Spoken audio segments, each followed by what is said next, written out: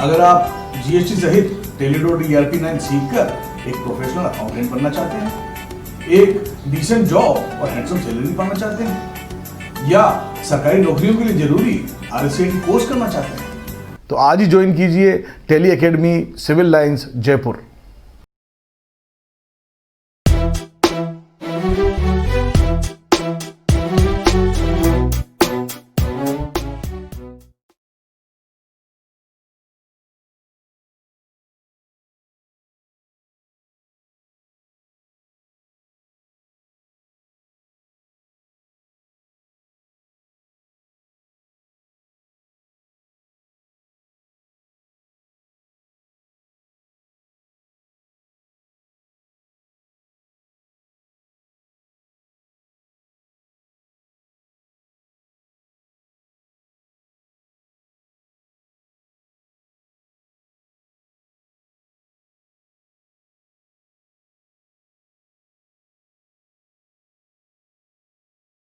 नमस्कार, मैं हूं जॉर्ज ग्रोवर और मैं आप सभी का अकाउंटिंग क्लासेस के आज के सेशन में स्वागत करता हूं। आज हम कुछ ऐसे शब्दों के बारे में सीखेंगे, कुछ ऐसे टर्म्स के बारे में सीखेंगे जो कि व्यापार और लेखांकन के क्षेत्र में बार बार उपयोग किए जाते हैं।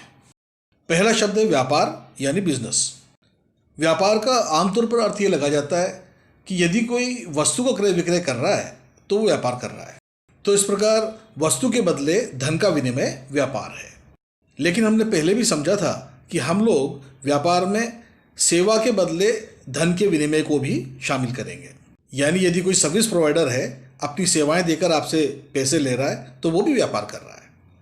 इसी प्रकार बैंक जो होते हैं वो आपको लाख 2 लाख रुपए दे देते हैं और साल 2 साल में आपसे 1.25 लाख या 2.5 लाख रुपए ले लेते हैं। तो बैंकिंग की जो ये सेवाएं हैं, बैंकिंग का जो ये कार्य है, ये भी व्यापार में शामिल है। इस प्रकार वस्तु के बदले धन का विनिमय व्यापार है, सेवा के बदले धन का विनिमय व्यापार है और धन के बदले धन का विनिमय भी व्यापार है। व्यापार में मुख्य तौर से लाभ कमाने का उद्देश्य होता है, यानी कि जो लागत होती है उससे अधिक वसूली हो जाए, ऐसा प्रयास होता है।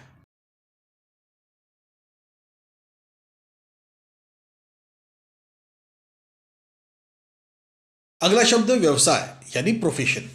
आमतौर पर व्यापार और व्यवसाय को एक जैसा ही मान लिया जाता है, जबकि व्यापार और व्यवसाय में थोड़ा फर्क है।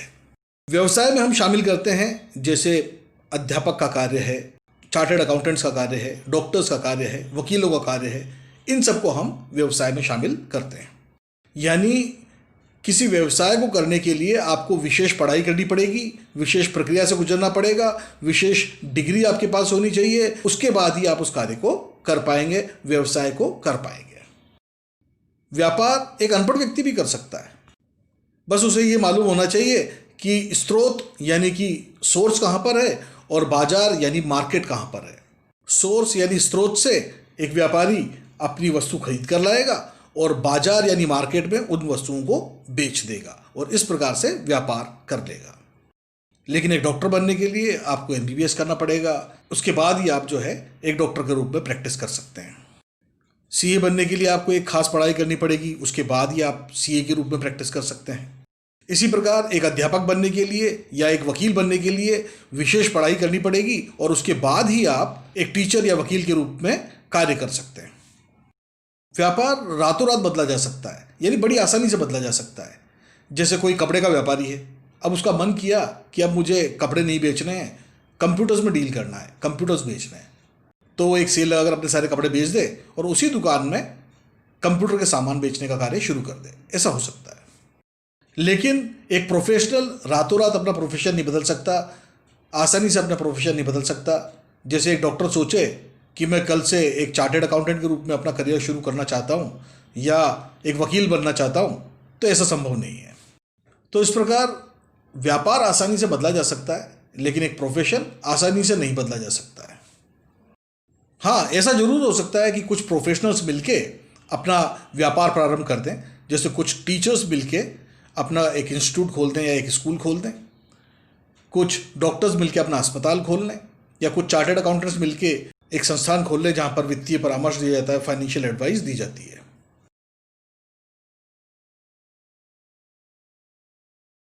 अगला शब्द है व्यापारी यानी ओनर ऑफ बिजनेस, व्यापार का स्वामी। एक व्यापारी या ओनर ऑफ बिजनेस वो होता है जो कि व्यापार में धन लगाता है, यानी पैसा लगाता है, मनी लगाता है, व्यापार में अपनी सेवाएं देता है, व्यापार का संचालन करता है और व्यापार से होने वाले लाभ या हानि को वहन करता है। इस तरह से व्यापार और व्यापारी के बीच में बहुत ही खास संबंध होता है।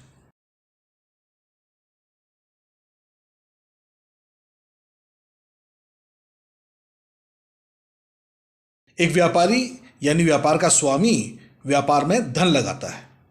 व्यापार के स्वामी द्वारा व्यापार में लगाए गए धन को हम पूंजी यानी कैपिटल के नाम से भी जानते हैं। व्यापार के स्वामी द्वारा व्यापार में लगाया गया धन यानी पूंजी नगद यानी कैश के रूप में हो सकता है, माल यानी गुड्स के रूप में हो सकता है और संपत्ति यानी एसेट के रूप में भी हो सकता है। मान लीजिए 3 मित्र हैं, ए, बी और सी। तीनों निर्णय करते हैं कि हम मिलकर कंप्यूटर का बिजनेस करेंगे। अब ए कहता है कि मैंने अपने परिवार में बात चलाई थी बिजनेस के लिए और मेरे पिताजी ने मुझे जो है 10 लाख रुपए नगद दिए कि लो, इससे आप बिजनेस शुरू कर लो। अब ए ने जो है व्यापार में 10 लाख रुपए नगद यानी कैश के रूप में लगा दिए, तो हम यूं कहेंगे कि ए ने नगद के रूप में पूंजी लगा दी। इसी प्रकार बी कहता है कि मैंने भी अपने परिवार में बातचीत चलाई थी इस बिजनेस के बारे में। मेरे चाचा जी ने कहा कि भाई तुम कंप्यूटर का व्यापार शुरू करने वाले हो, मैं तुम्हें 10 लाख रुपए की कीमत का माल यानी कंप्यूटर रिलेटेड सामान तुम्हारे दुकान में रखवा सकता हूँ, तुम्हें दे सकता हूँ। तुम चाहो तो ये 10 लाख रुपए का माल लगाकर व्यापार प्रारंभ कर सकते हो। अब अगर सभी सहमत होते हैं और बी जो है व्यापार में माल लाकर रख देता है 10 लाख रुपए का, तो हम यूं कहेंगे कि बी ने 10 लाख रुपए की पूंजी माल के रूप में लगा दी।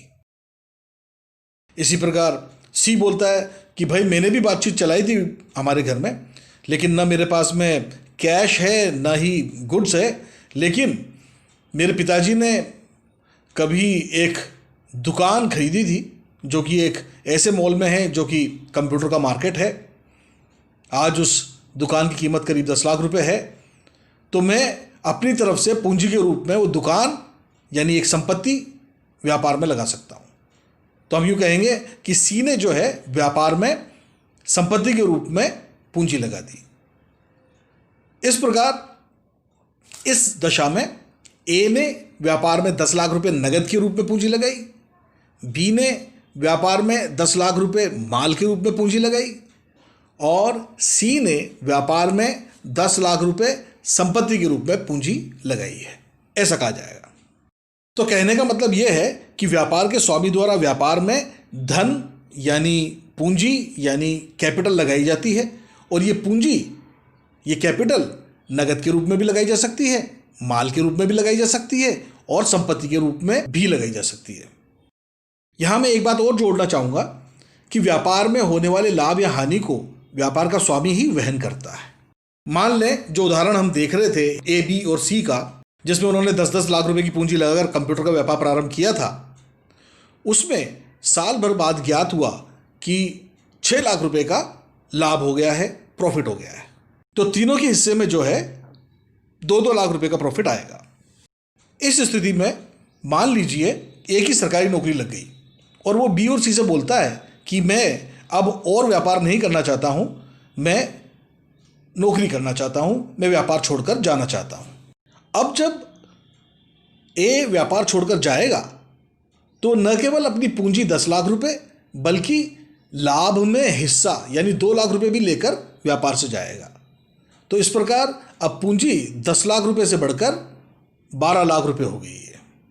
तीनों की पूंजी यानी ए, बी और सी तीनों की पूंजी 10-10 लाख रुपए से बढ़कर 12-12 लाख रुपए हो गई है। कहने का मतलब है जब व्यापार में लाभ यानी प्रॉफिट होता है तो पूंजी यानी कैपिटल बढ़ जाती है। इसी प्रकार हो सकता है साल भर बाद व्यापार में लॉस लग जाए। मान लीजिए 6 लाख रुपए का लॉस लगा, तो तीनों के हिस्से में यानी ए, बी और सी के तीनों के हिस्से में 2-2 लाख रुपए का लॉस आ जाएगा। अब मान लीजिए इस दशा में सी जो है बोलता है भाई मुझे अब व्यापार नहीं करना, मेरे पिताजी तो मुझे डांट रहे हैं क्योंकि बिजनेस में लॉस लग गया है, मेरे पापा ने तो कहा है कि अपनी पूंजी लेकर हट जाओ। तो अब सी को यहाँ 10 लाख रुपए नहीं मिल सकते, उसके हिस्से में 2 लाख रुपए का लॉस आया है। तो अब यदि वो व्यापार छोड़कर जाना चाहता है तो उसे 8 लाख रुपए ही मिल सकते हैं। क्योंकि व्यापार में 6 लाख रुपए का लॉस हुआ है तो तीनों के हिस्से में 2-2 लाख रुपए का लॉस आएगा। इसलिए अब इस दशा में यदि सी व्यापार छोड़कर जाना चाहता है तो 10 लाख रुपए उसने पूंजी लगाई थी, लेकिन 2 लाख रुपए उसके हिस्से में लॉस आया है।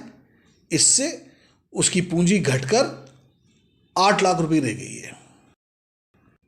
अब यदि सी व्यापार छोड़कर जाना चाहता है तो वो व्यापार से 8 लाख रुपए ही लेकर जा सकता है।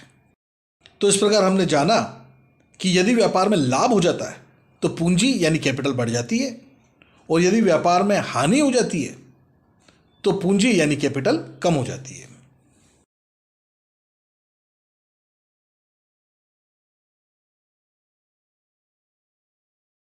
अगला जो शब्द है वो है आहरण यानी ड्राइंग्स।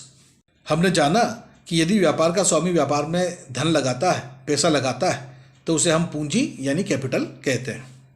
लेकिन यदि व्यापार का स्वामी अपने निजी खर्चों के लिए, अपनी निजी आवश्यकताओं के लिए व्यापार से कुछ धनराशि निकाल लेता है तो इसे हम आहरण यानी ड्राइंग्स कहते हैं। ड्राइंग्स के कारण व्यापार के स्वामी द्वारा व्यापार में लगाई गई पूंजी कम हो जाती है। हम फिर से उसी उदाहरण पर चलते हैं। ए, बी और सी ने व्यापार में 10-10 लाख रुपए की पूंजी लगा रखी है। अब इसी उदाहरण में मान लेते हैं कि ए कभी कभी अपनी निजी ज़रूरतों के लिए, निजी खर्चे चुकाने के लिए व्यापार से कुछ धनराशि निकालता रहता है। कभी 5,000 रुपये, कभी 10,000 रुपये, ऐसे करके साल भर में कुल मिलाकर 1 लाख रुपये उसने निकाल लिए। तो हम यहाँ कहेंगे कि ए ने साल भर में व्यापार से 1 लाख रुपये का आहरण ड्राइंग्स कर लिया। ड्राइंग्स के कारण, आहरण के कारण पूंजी यानी कैपिटल कम हो जाती है। ए, बी और सी ने 10-10 लाख रुपए व्यापार में लगाए थे, लेकिन वर्ष के दौरान ए ने 1 लाख रुपए अपने निजी उपयोग के लिए, अपने निजी खर्चों के लिए, अपनी निजी आवश्यकताओं के लिए निकाल लिए, यानी आहरण कर लिया। तो अब ए की पूंजी 10 लाख रुपए से घटकर 9 लाख रुपए ही रह गई है, जबकि बी और सी की पूंजी अब भी 10 लाख रुपए है। तो इस प्रकार हमने जाना कि आहरण के कारण पूंजी में कमी हो जाती है।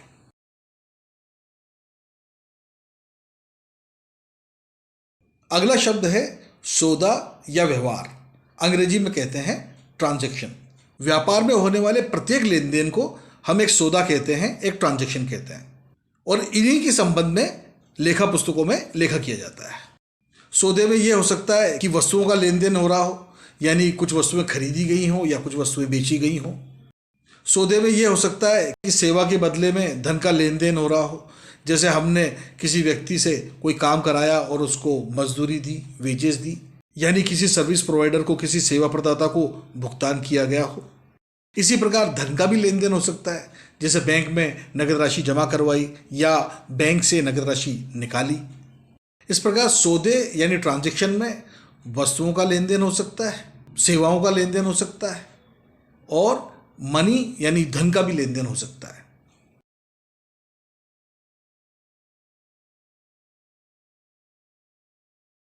अगला शब्द है लेखा या प्रविष्टि।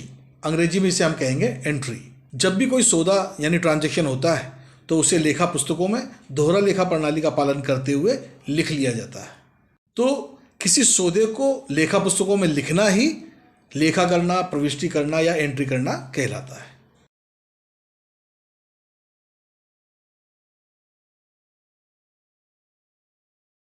अगले जो 4 शब्द हैं वो आपस में जुड़े हुए हैं।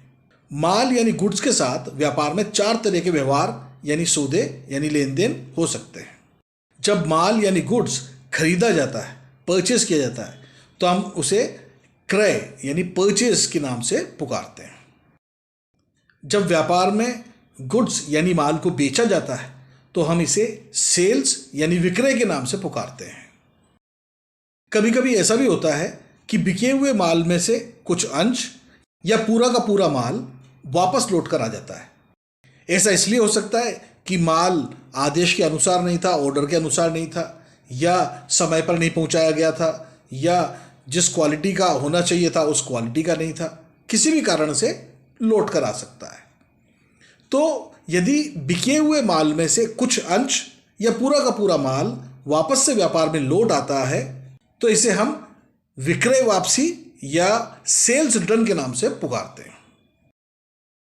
इसी प्रकार जो माल यानी गुड्स हमने खरीदा है उसमें से थोड़ा बहुत या पूरा का पूरा माल हम अपने सप्लायर को वापस भी लौटा सकते हैं। ऐसा किसी भी कारण से हो सकता है।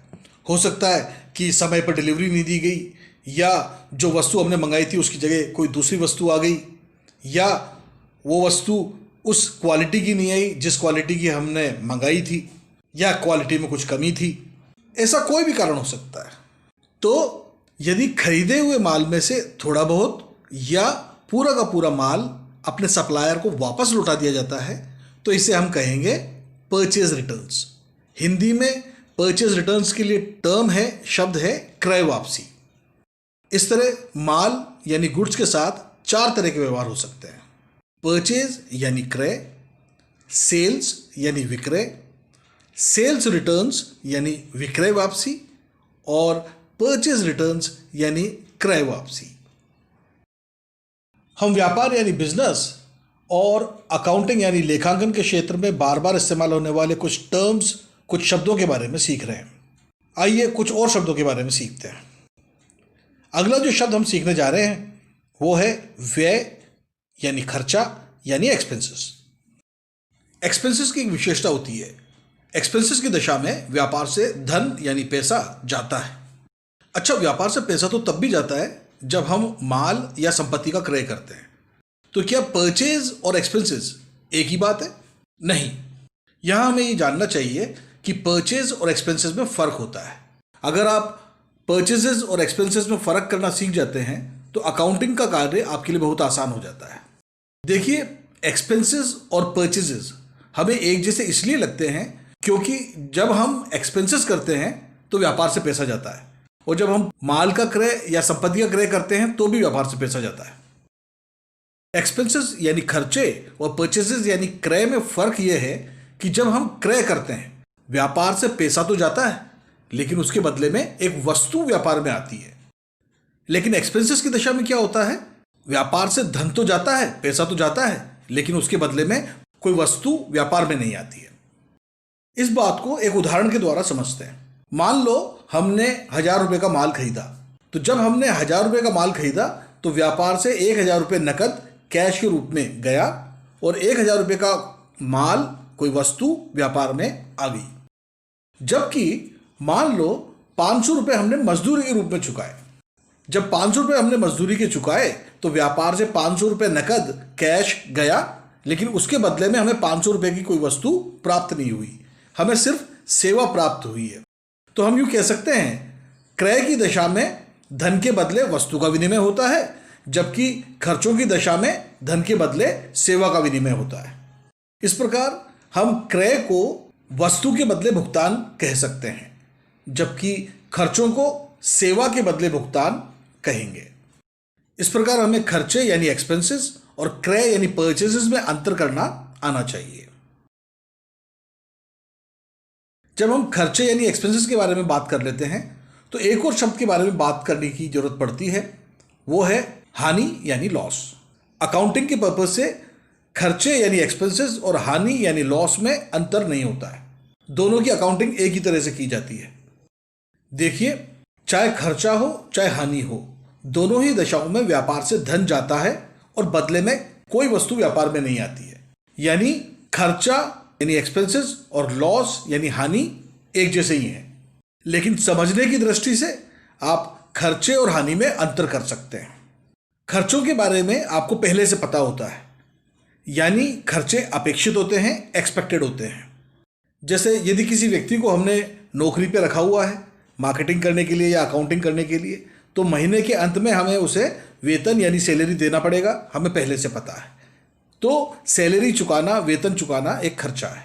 इस प्रकार खर्चे एक्सपेक्टेड होते हैं, अपेक्षित होते हैं, लेकिन हानि अनअपेक्षित होती है, अनएक्सपेक्टेड होती है। जैसे हमारा कर्मचारी हमारे ही काम से बैंक गया या बाजार गया और रास्ते में उसका एक्सीडेंट हो गया।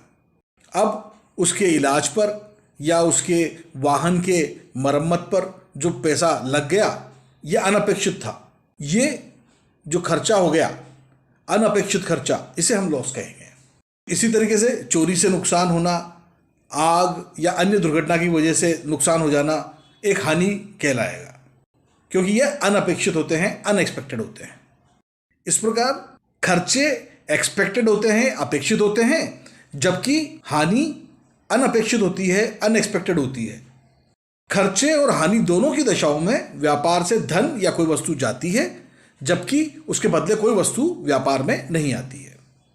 कुल मिलाकर खर्चे और हानि में अंतर यह है कि खर्चे एक्सपेक्टेड होते हैं, अपेक्षित होते हैं, जबकि हानियां यानी लॉसेस अनएक्सपेक्टेड होते हैं, अनपेक्षित होते हैं।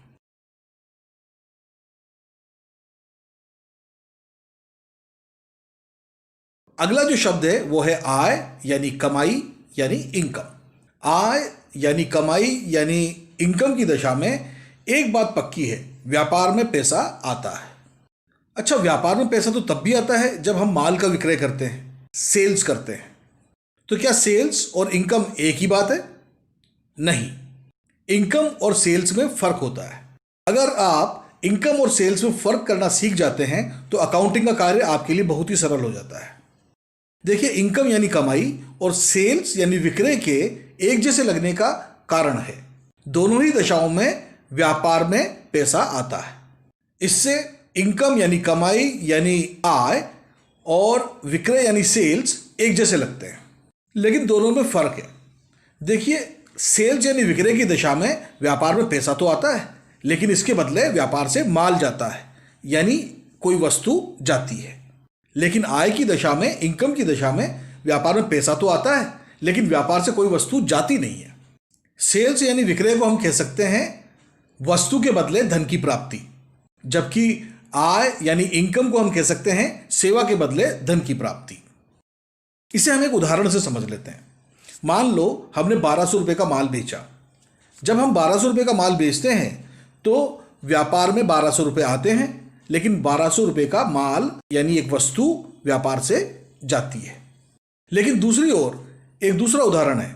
मान लीजिए बैंक में हमारे 1,00,000-2 लाख रुपए जमा है और उसकी वजह से हमें हर महीने 1,000-2,000 रुपये ब्याज के रूप में मिलते हैं। तो ये ब्याज के रूप में जो पैसा मिल रहा है ये हमारे लिए कमाई है, आय है, इनकम है। क्यों? क्योंकि ये जो 1,000 या 2,000 रुपये हमें मिल रहे हैं, हर महीने मिल रहे हैं, इसके बदले में हमें कोई वस्तु देनी नहीं पड़ती है। इस तरह से हम कह सकते हैं कि सेल्स यानी विक्रय वस्तु के बदले धन की प्राप्ति है, जबकि इनकम यानी आय सेवा के बदले धन की प्राप्ति है। जब हमने इनकम के बारे में बात की, आय के बारे में बात की, तो एक शब्द और है जिसके बारे में बात की जानी चाहिए, वो है लाभ यानी प्रॉफिट। अकाउंटिंग के पर्पज से लाभ यानी प्रॉफिट और इनकम यानी आय में कोई फर्क नहीं है। अकाउंटिंग के पर्पज से दोनों समान हैं। आय यानी इनकम की दशा में व्यापार में पैसा आता है, धन आता है और बदले में कोई वस्तु जाती नहीं है। इसी प्रकार लाभ की दशा में भी व्यापार में पैसा आता है, बदले में कोई चीज़ व्यापार से जाती नहीं है। तो इस तरह से दोनों समान हैं, लेकिन समझने की दृष्टि से आय और लाभ में अंतर किया जा सकता है। आय यानी इनकम एक्सपेक्टेड होती है, जबकि लाभ यानी प्रॉफिट अनएक्सपेक्टेड होता है, अनपेक्षित होता है। इसे हम एक उदाहरण से समझ लेते हैं। देखिए, हमने जो बैंक में 1,00,000 या 2 लाख रुपए जमा कराए थे, उसके बदले हर महीने हमें ब्याज मिल रहा है। ये जो ब्याज हमें मिल रहा है ये अपेक्षित है, हमें पहले से मालूम है, एक्सपेक्टेड है, इसलिए ब्याज को हम आय मानते हैं, इनकम मानते हैं। लेकिन मान लीजिए अगर 1,00,000-2 लाख रुपए हमने शेयर मार्केट में लगा दिए और शेयर बाजार में तेजी आ गई और 1,00,000 या 2 लाख रुपए जो हमने लगाए थे वो बढ़कर 1.5-2.5 लाख रुपए हो गए। तो ये जो 50,000 रुपये अतिरिक्त हमें मिल गया, इसे हम लाभ कहेंगे, क्योंकि ये अनपेक्षित था, अनएक्सपेक्टेड था। इस प्रकार आय यानी इनकम अपेक्षित होती है, एक्सपेक्टेड होती है, जबकि लाभ यानी प्रॉफिट अनपेक्षित होता है, अनएक्सपेक्टेड होता है। इस तरह से हम ये भी कह सकते हैं कि एक्सपेंसेस यानी खर्चे और इनकम यानी आय एक्सपेक्टेड होते हैं, जबकि लॉसेस यानी हानि और प्रॉफिट यानी लाभ अनपेक्षित होते हैं। याद कीजिए, जब हम अकाउंटिंग के बारे में समझ रहे थे और लागत और वसूली के बारे में समझ रहे थे, तब हमने बात की थी कि लागत और वसूली का अंतर लाभ या हानि कहलाता है, प्रॉफिट या लॉस कहलाता है। व्यापार का परिणाम क्या होगा, यह अनएक्सपेक्टेड होता है। इसी प्रकार लाभ या हानि भी अनएक्सपेक्टेड होता है। इसीलिए लागत और वसूली के अंतर को, यानी व्यापार के परिणाम को, लाभ या हानि कहा जाता है, प्रॉफिट या लॉस कहा जाता है।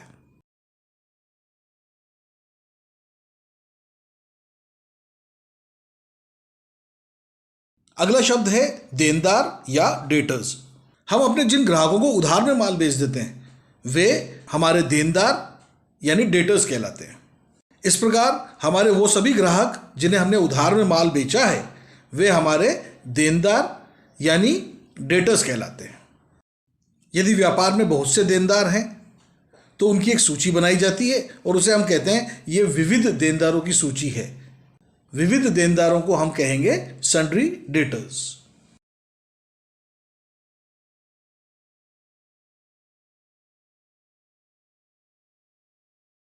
अगला शब्द है लेनदार यानी क्रेडिटर्स। हम अपने व्यापार में जिन सप्लायर्स से, जिन दुकानदारों से माल उधार में खरीदते हैं वे हमारे लेनदार यानी क्रेडिटर्स कहलाते हैं। यदि बहुत से लेनदारों की एक सूची बनी हुई है तो हम उसे विविध लेनदारों की सूची कहेंगे। अंग्रेजी में इसे हम कहेंगे सन्ड्री क्रेडिटर्स। इस प्रकार हमारे ग्राहक जिन्हें हमने उधार में माल बेचा है हमारे देनदार यानी डेटर्स कहलाएंगे और हमारे सप्लायर्स जिनसे हमने उधार में माल खरीदा है उन्हें हम क्रेडिटर्स यानी लेनदार कहेंगे।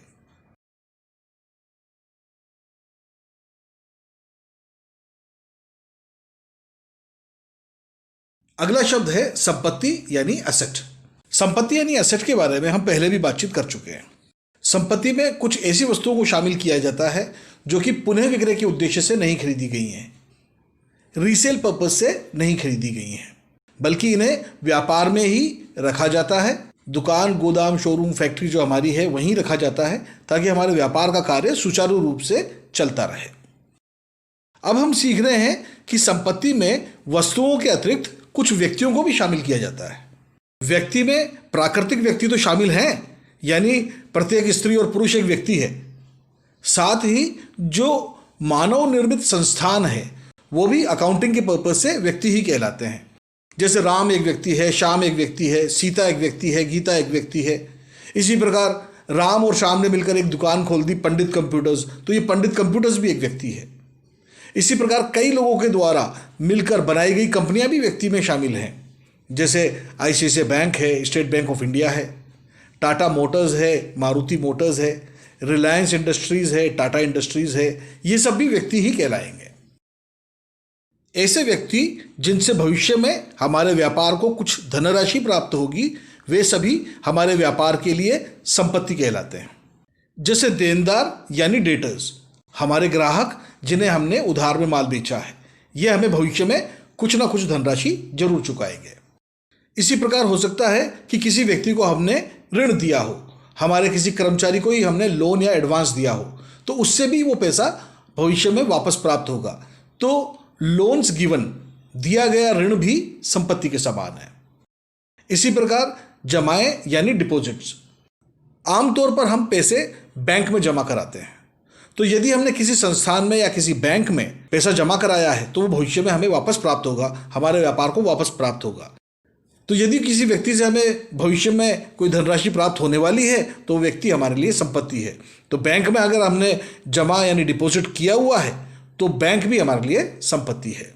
इस प्रकार संपत्तियों में कुछ वस्तुएं शामिल हो सकती हैं और कुछ व्यक्ति भी शामिल हो सकते हैं।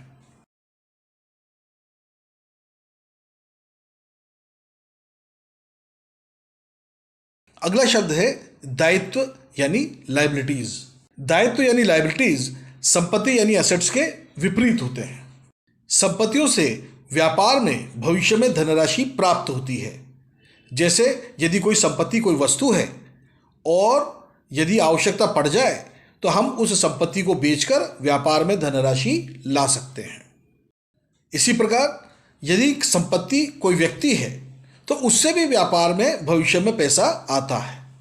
हम यूं कह सकते हैं संपत्तियों से भविष्य में वसूली की जा सकती है, जबकि दायित्व वे होते हैं जिनके कारण व्यापार से भविष्य में पैसा जाता है।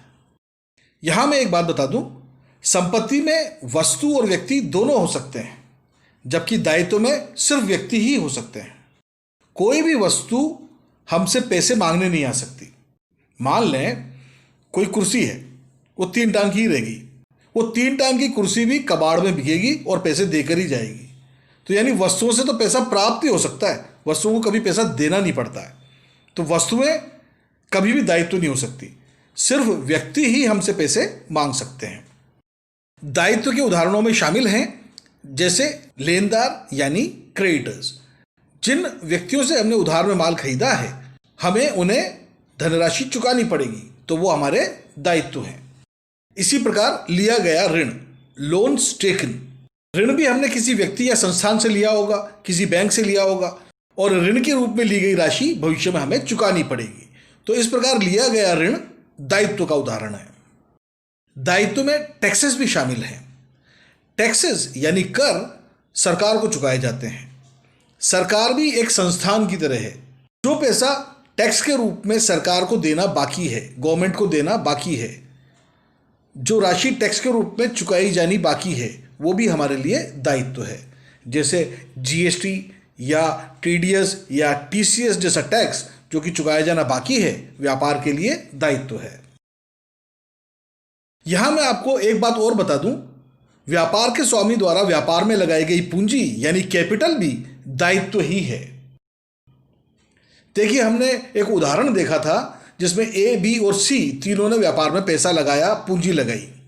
साल भर बाद ए की सरकारी नौकरी लग गई, इसलिए वो व्यापार छोड़ के जा रहा था। तो जब व्यापार का स्वामी व्यापार छोड़कर जाता है तो वो अपनी पूंजी भी लेकर जाता है। जब ए, बी और सी में से ए व्यापार छोड़कर जा रहा है तो ए बी या सी से पैसे नहीं मांग रहा है, वो व्यापार से पैसे मांग रहा है। तो यानी व्यापार से पूंजी जाने योग्य राशि है, चुकाई जाने योग्य राशि है। भविष्य में यदि कोई राशि व्यापार से चुकाई जाती है, भले ही वो व्यापार के स्वामी को ही क्यों ना चुकाई जाए, वो व्यापार के लिए दायित्व के समान है। इस प्रकार पूंजी भी दायित्व का ही उदाहरण है।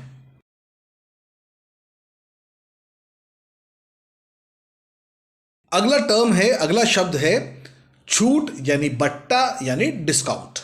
आमतौर पर पहले से तय रेट में कुछ कटौती कर दी जाए, कुछ पैसे छोड़ दिए जाएं, तो उसे हम छूट या डिस्काउंट कहते हैं। छूट यानी बट्टा यानी डिस्काउंट 2 प्रकार का होता है। पहला होता है व्यापारिक छूट यानी ट्रेड डिस्काउंट, और दूसरा होता है नगद छूट यानी कैश डिस्काउंट। अब हम समझते हैं व्यापारिक छूट क्या होता है और नगद छूट क्या होता है। इस बात को एक उदाहरण के द्वारा समझते हैं।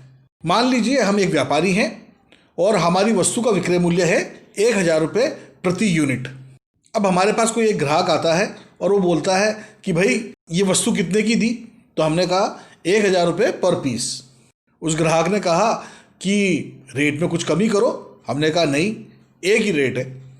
इस पर वो ग्राहक हमसे कहता है कि देखिए, मैं भी एक दुकानदार हूँ, मैं आपसे 1-2 पीस नहीं लूँगा बल्कि 10 पीस लूँगा, तो क्या आप अपनी रेट में कुछ कटौती करेंगे? अब हो सकता है ये जो वस्तु हम 1000 रुपये में बेच रहे हैं वो हम 500 रुपये में लाए हों या 600 रुपये में लाए हों या 700 रुपये में लाए हों, और हम पर पीस 500 या 400 या 300 रुपये कमाते हों। मान लीजिए हम पर पीस 300 रुपये की कमाई करते हैं। अब तक का हमारा रिकॉर्ड यह है कि कभी कभी हम दिन भर में 1 पीस बेच लेते हैं तो 300 रुपये कमाकर घर चले जाते हैं। कभी ऐसा भी होता है कि हम दिन भर में 2 पीस बेच देते हैं और 600 रुपये कमा लेते हैं, और कभी कभी तो ऐसा भी होता है कि हम दिन भर में 3 पीस बेच लेते हैं और 900 रुपये कमाकर घर जाते हैं। अब आज हमारे पास एक ऐसा ग्राहक आया है जो कि हमसे 10 पीस एक साथ खरीद रहा है। इन 10 पीस पर अगर हम 100 रुपये पर पीस भी कम कर दें, यानी 300 की जगह 200 रुपये पर पीस ही कमाएं, तो भी 200 रुपये के हिसाब से 10 पीस पर 2000 रुपये कमाएंगे। इस प्रकार यदि अधिक मात्रा में माल बिक रहा हो तो हम अपनी रेट को कम करके भी अधिक मात्रा में लाभ कमा सकते हैं। तो हमने अपने ग्राहक को कहा कि यदि आप 10 पीस एक साथ खरीदते हैं तो मैं आपको रेट में 100 रुपये पर पीस की कमी कर दूंगा, आप 10,000 की जगह 9,000 रुपये ही दीजिएगा। इस प्रकार अधिक मात्रा में माल बेचने के लिए यदि हम अपने विक्रय मूल्य में कुछ कमी कर देते हैं तो जो कमी की जाती है उसे ही हम व्यापारिक छूट बोलते हैं, ट्रेड डिस्काउंट बोलते हैं। व्यापारिक छूट की दशा में विक्रय मूल्य में से व्यापारिक छूट यानी ट्रेड डिस्काउंट की राशि घटाकर शुद्ध विक्रय मूल्य से बिलिंग की जाती है। हम यूं भी कह सकते हैं, बिल बनने से पहले बार्गेनिंग के दौरान, सौदेबाजी के दौरान जो कटौती कर दी गई, विक्रय मूल्य में जो कमी कर दी गई, उसे हम व्यापारिक छूट कहते हैं, ट्रेड डिस्काउंट कहते हैं।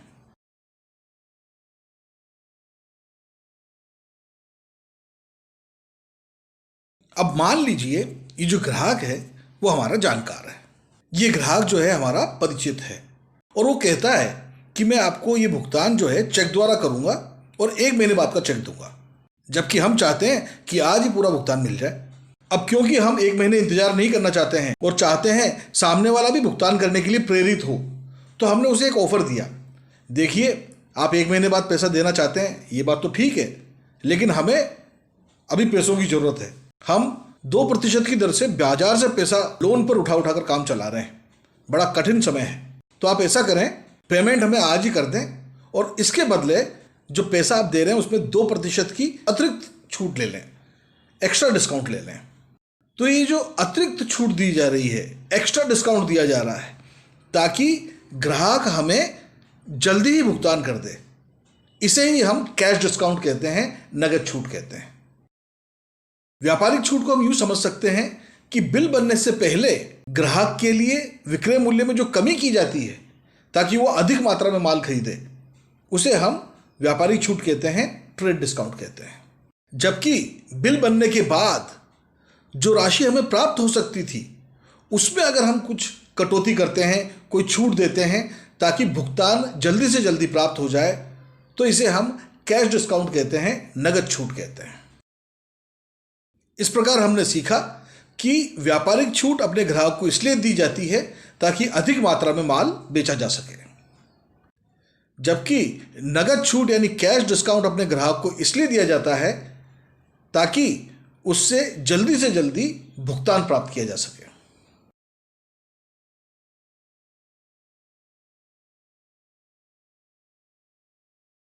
अगला शब्द है डूबत ऋण यानी बैड डेब्ट्स।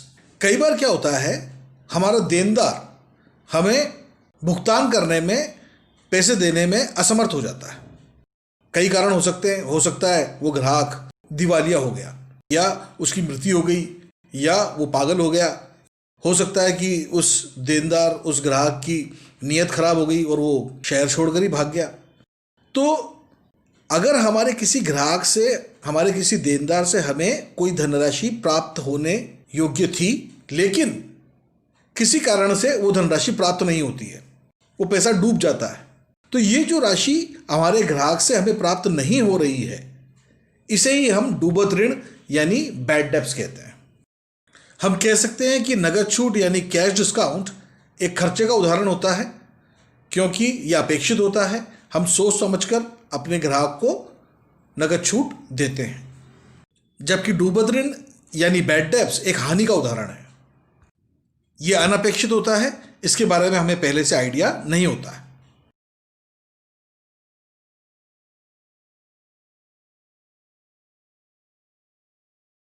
अगला शब्द है प्रमाण पत्र यानी वाउचर्स। व्यापार में होने वाले सौदों का, लेन देनों का कोई ना कोई प्रमाण अवश्य होता है। जैसे हमने माल खरीदा होगा तो हमें माल के साथ साथ सामने वाली पार्टी से एक बिल भी प्राप्त हुआ होगा। यदि हमने किसी को कोई भुगतान किया होगा, कोई पेमेंट किया होगा, तो सामने वाले ने हमें रसीद दी होगी। यदि हमने माल बेचा होगा तो हमने उसका बिल बनाया होगा। यदि हमें कोई राशि प्राप्त हुई होगी, यदि हमें कोई भुगतान प्राप्त हुआ होगा तो हमने उसकी रसीद बनाई होगी। तो ये जो बिल हमें प्राप्त होते हैं, या जो रसीद हमें मिलती है, या जो बिल हम जारी करते हैं, जो रसीद हम जारी करते हैं, ये व्यापार में होने वाले लेन देनों का, व्यापार में होने वाले सौदों का प्रमाण होता है, सबूत होता है। इन्हें ही हम वाउचर्स यानी प्रमाण पत्र के नाम से पुकारते हैं। इस प्रकार व्यापारिक सौदे के प्रमाण के रूप में मिलने वाले बिल या रसीद को हम वाउचर्स कहते हैं, प्रमाण पत्र कहते हैं।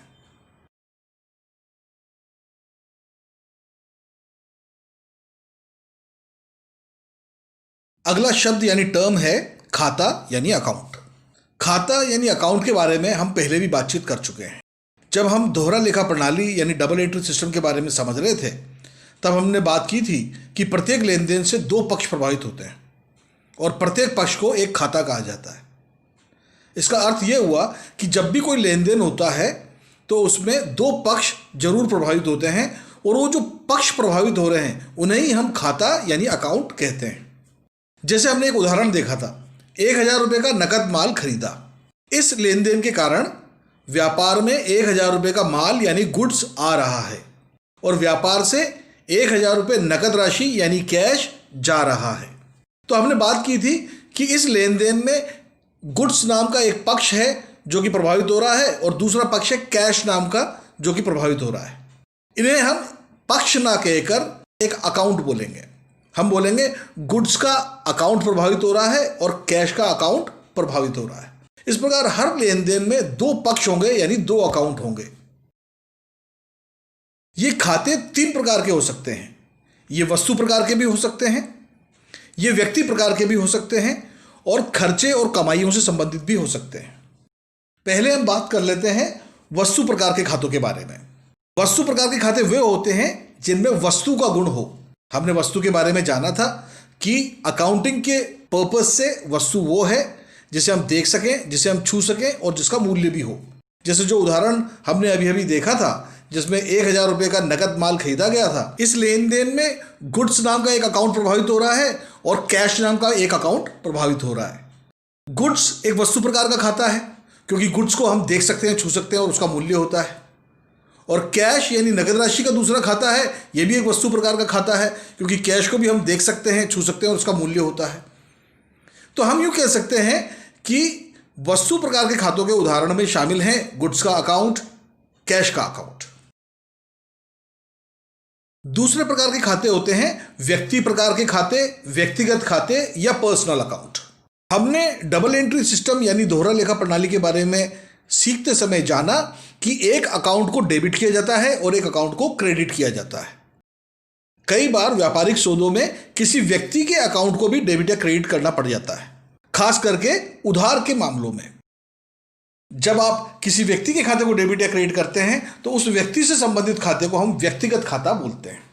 इनमें प्राकृतिक व्यक्ति जैसे राम, श्याम, मोहन, सोहन, सीता, गीता के खाते हो सकते हैं और कृत्रिम व्यक्ति यानी मानव निर्मित संस्थाओं के खाते भी हो सकते हैं, जैसे पंडित कंप्यूटर्स का खाता, टेली एकेडमी का खाता, आईसीआईसीआई बैंक का खाता, स्टेट बैंक ऑफ इंडिया का खाता, मारुति मोटर्स का खाता, रिलायंस इंडस्ट्रीज का खाता।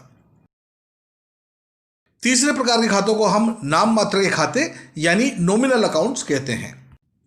नाम मात्र के खाते यानी नॉमिनल अकाउंट्स में खर्चे और कमाई के खाते यानी एक्सपेंसेस और इनकम के अकाउंट्स और प्रॉफिट और लॉस से संबंधित खाते, लाभ और हानि से संबंधित खाते शामिल किए जाते हैं। कुछ लेन देनों में हमें वस्तुगत खाते या व्यक्तिगत खातों के अलावा खर्चे या कमाई को भी डेबिट या क्रेडिट करना पड़ता है। तो जब हम किसी खर्चे या कमाई के खाते को डेबिट या क्रेडिट करते हैं तो हम कहते हैं कि हमने एक नाम मात्र के खाते को डेबिट या क्रेडिट किया है। नाम मात्र के खाते यानी नॉमिनल अकाउंट्स के उदाहरण हैं जैसे मजदूरी खर्च खाता, वेजेस एक्सपेंसेस अकाउंट, ब्याज से आय का खाता, इंटरेस्ट इनकम अकाउंट आदि। आय, व्यय, लाभ और हानि से संबंधित खातों को नॉमिनल अकाउंट, नाम मात्र के खाते ही क्यों कहा जाता है, इसके पीछे भी एक कारण है। नाम मात्र का अर्थ है कि इन खातों का सिर्फ नाम होता है, इन्हें हम देख छू नहीं सकते हैं। जैसे एक वस्तु से संबंधित खाते को हम देख छू सकते हैं, व्यक्ति से संबंधित खाते को भी हम देख छू सकते हैं, लेकिन खर्चे और कमाई से संबंधित खातों को हम देख छू नहीं सकते हैं। खर्चे और कमाई, लाभ और हानि से संबंधित खातों का कोई रूप रंग नहीं होता है, कोई आकार प्रकार नहीं होता है। इसे हम यूं समझते हैं, जैसे खर्चे का उदाहरण है मजदूरी खर्च खाता, वेजेस एक्सपेंसेस अकाउंट। अब मजदूरी कैसी होती है? लाल होती है, पीली होती है, छोटी होती है, मोटी होती है, लंबी होती है, ठिगनी होती है, चौकोर होती है या गोल होती है, हम नहीं कह सकते, ना हम उसे छू सकते हैं। खर्चे और कमाइयों का सिर्फ नाम ही होता है, लाभ और हानि का सिर्फ नाम ही होता है, इनका सिर्फ हमने नाम ही सुना होता है, इसलिए इन्हें नाम मात्र के खाते कहा जाता है। हमने इस सेशन में जिन टर्म्स के बारे में, जिन शब्दों के बारे में समझा, ये शब्द अकाउंटिंग के क्षेत्र में, व्यापार के क्षेत्र में बार बार इस्तेमाल किए जाते हैं। इन शब्दों का अर्थ और भावार्थ समझने के बाद अकाउंटिंग के क्षेत्र में कार्य करना, एक अकाउंटेंट के रूप में कार्य करना काफ़ी सरल हो जाता है।